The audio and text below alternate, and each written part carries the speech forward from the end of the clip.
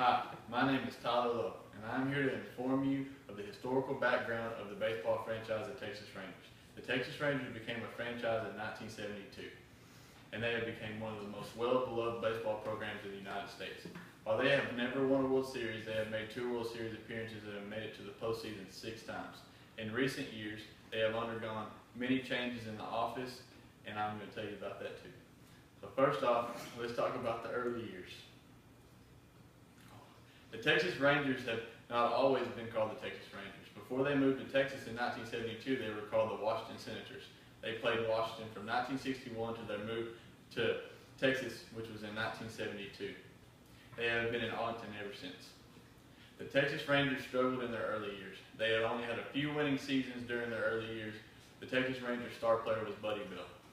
Well, let's talk about their playoff runs and their World Series appearances. It took the Rangers 24 years since they moved to Texas to finally make it to the playoffs.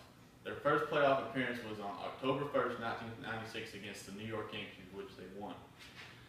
The Texas Rangers have been to the playoffs only 6 times, but have made 2 World Series appearances.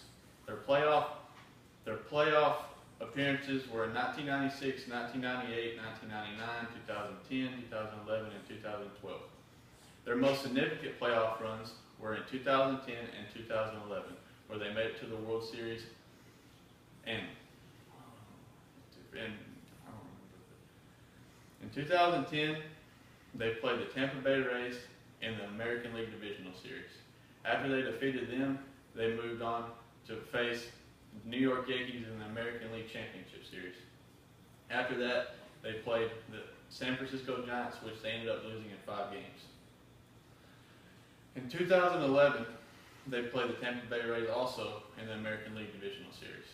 And then they moved on and they played the Detroit Tigers in the American League Championship Series, where they moved on to play the St. Louis Cardinals in the World Series, which they lost up in 7 games. A big reason why the Texas Rangers were good because they had some great pitching and great hitters. Some of the notable people are Ian Kinsler, Adrian Beltre, Josh Hamilton, and Nelson Cruz, which were all-star players in the year 2010. Josh Hamilton also was named the most valuable player for his play in the 2010 season. Nelson Cruz was also a great player for the Texas Rangers, but unfortunately is most known for the drop ball in right field, which cost the Rangers the World Series in 2011. They also had Cliff Lee that year, which Cliff Lee came from Seattle midway through the year, and he had 12 wins on the season. 4 of his 12 wins came in the playoffs in 2010. He was also a Cy Young winner that year. And then lastly, let's talk about the Texas Rangers' current situation.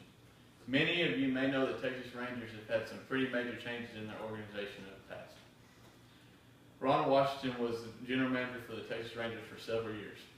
He took the Rangers to 2 World Series, and he came in 2007 and he left midway through 2014.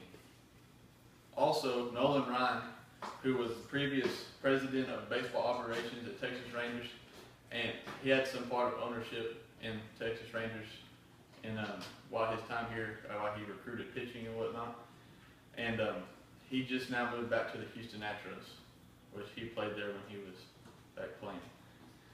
And then I hope I helped you learn the true history of the Texas Rangers baseball from the early beginning to when they were, the Washington Senators, all the way to the Texas Rangers, all the way up to their current situation now. And just to let y'all know, they were a great baseball franchise. I'm done.